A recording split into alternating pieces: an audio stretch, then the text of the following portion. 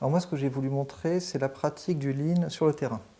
Par exemple, une équipe de maintenance informatique qui est en charge d'applications de gestion de crédit, des crédits immobiliers, quelques milliers d'utilisateurs dans les agences, dans les back-office, et des utilisateurs qui sont vraiment embarrassés. Par exemple, un gestionnaire qui est face à son client, qui prépare un projet de crédit et qui voit sur son écran un message incompréhensible, des fonctions qui deviennent inaccessibles, le dossier est bloqué. Il part demander de l'aide à ses collègues.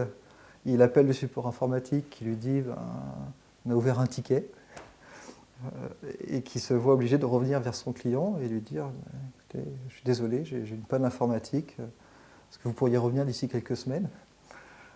Une situation qui est difficile pour l'équipe aussi, parce qu'elle est noyée sous le volume d'incidents, le volume de demandes de support et une situation de stress permanente. Et ce qui est intéressant, c'est que le raisonnement Lean, la pensée Lean, va amener cette équipe à trouver des solutions très très simples à ces problèmes.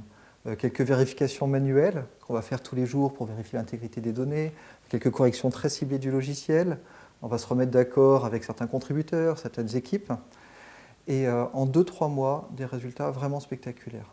Une division par 30 du volume d'incidents, une réduction d'environ 30% du volume de demandes support, parce que les applications se sont améliorées, et un temps moyen de réponse aux utilisateurs qui va passer d'une quinzaine de jours à 1 jour.